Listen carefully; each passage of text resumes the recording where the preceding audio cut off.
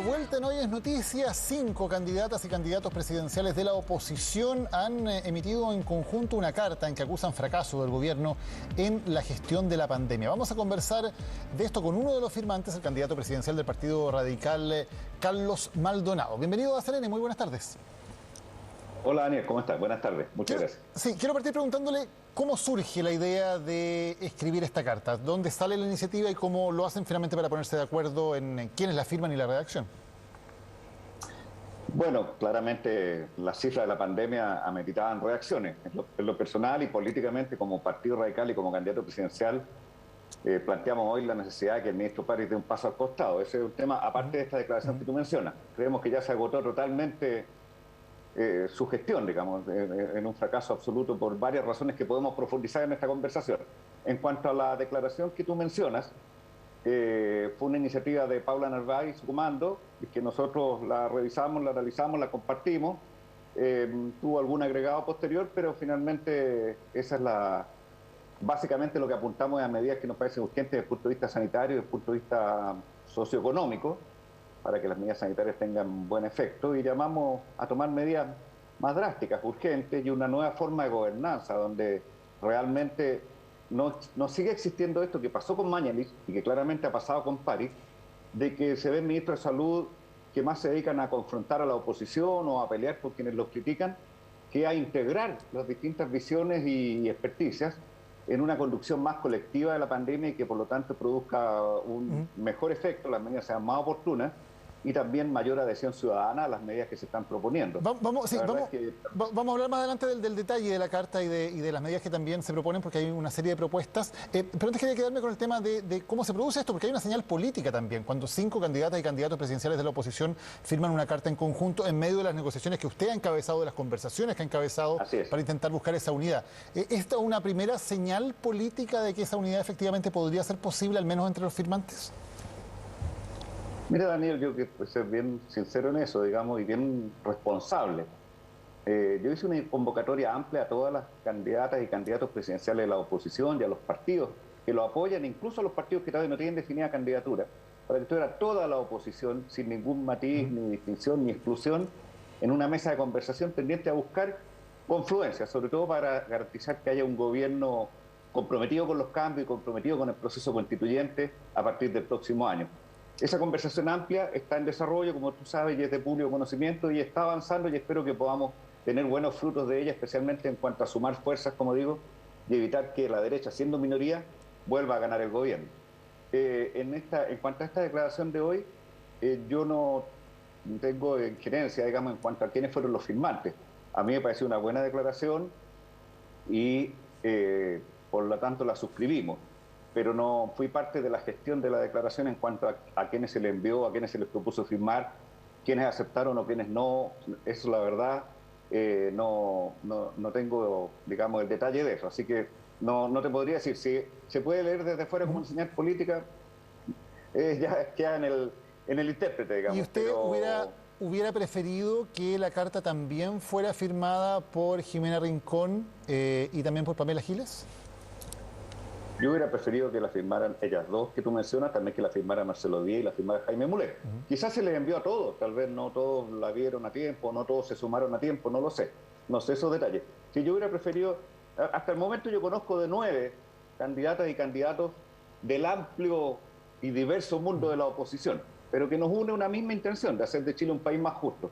Y por eso yo, en la convocatoria que yo hice, incluía a esos 9 candidatos, bueno, 8 más quien habla. Entonces, claro, hubiera sido ideal que la firmaran todos, pero la verdad que probablemente también no todos se sumaron, no todos respondieron a tiempo. También entiendo que había un interés de emitir esta declaración hoy justamente a propósito de las horribles cifras de la pandemia que están marcando un nuevo récord de contagios. Sí, ¿no? Por lo tanto, y para dejarlo absolutamente claro, entonces, al menos en su intención no había la intención de firmar con algunos y dejar a otros fuera. Su intención hubiera sido que ojalá todos lo hubieran firmado. Ojalá todos lo hubieran firmado. Creo que es importante que todos estemos en estos propósitos, digamos, y mostremos una oposición que confluye, sobre todo en estos temas tan relevantes, para el país porque tenemos que mostrar una alternativa sólida frente al continuismo de la derecha. Ahora, usted también, y eso lo hace a título personal, no es parte de esta carta, ha pedido la renuncia del ministro de Salud, Enrique París. ¿Le parece que es el momento para que renuncie quien está finalmente a cargo de esta emergencia sanitaria? ¿No podría empeorar la situación si renuncia la persona a cargo y hay que buscar a una nueva persona para que lidere? Es que sinceramente no pareciera que hubiera alguien a cargo. El ministro París dice, hay que, a veces.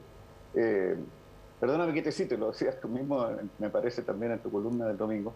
Dice, hay que, y él es el ministro de Salud. O sea, si el ministro de Salud no logra que en el gobierno se siga sus indicaciones, cuando la crisis es de salud, es sanitaria, está afectando la vida de las personas, la verdad es que no está haciendo su trabajo. Entonces, o se va porque no le hacen caso, o se va porque lo está haciendo mal, o probablemente las dos cosas. La verdad es que yo no siento, y me decían también los diputados, la diputada Marcela Hernando, que es médico y que estuvo en la comisión donde el ministro fue a plantear el tema de la postergación de las elecciones y a hablar de las medidas sanitarias relacionadas con aquello, y decía que es bien, la verdad, irritante escuchar al ministro de Salud hablando de que las decisiones en realidad parecían ser de otros, o que no hay información que la verdad es que él dice, claro, las cuarentenas sí, en realidad no están siendo bien efectivas. Bueno, pero si él no es comentarista, pues es la autoridad principal, central, de un tema que no solo obviamente no solo implica al Ministerio de Salud,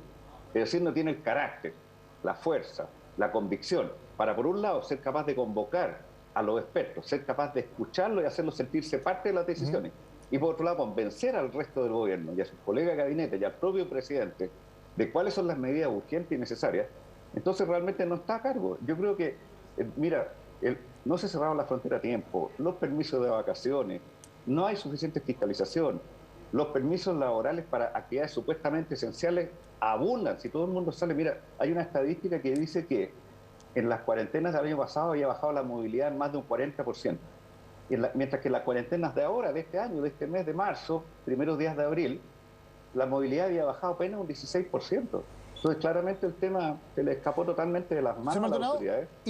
Claramente París no está siendo parte de la solución. Sí, y esto contrasta, por ejemplo, con la gestión del exministro Mañalich, que ustedes también fueron muy críticos de la gestión del exministro Mañalich, pero él al parecer sí tenía una completa confianza para tomar él las medidas adecuadas del cargo. ¿Es distinto en ese sentido al poder que tiene el actual ministro París?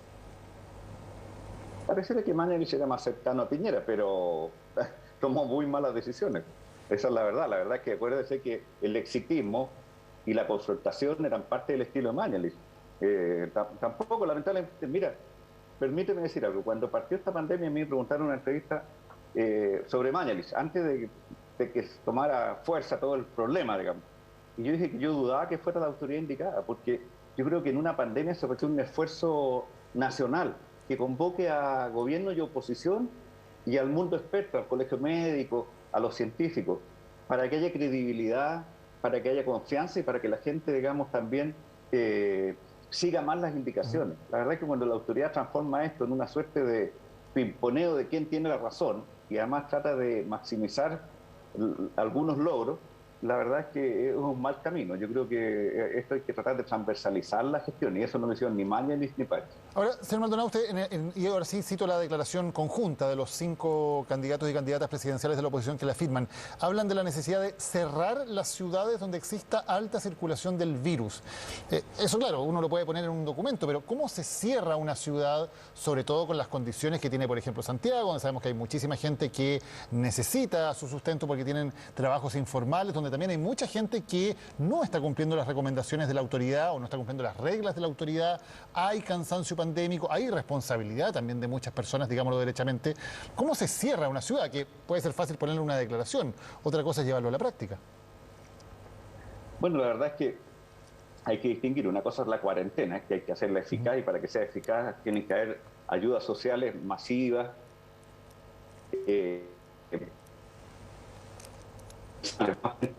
puedan respetar la cuarentena, no se vean forzadas a salir. Otra cosa, además, restringir totalmente la circulación entre ciudades, digamos.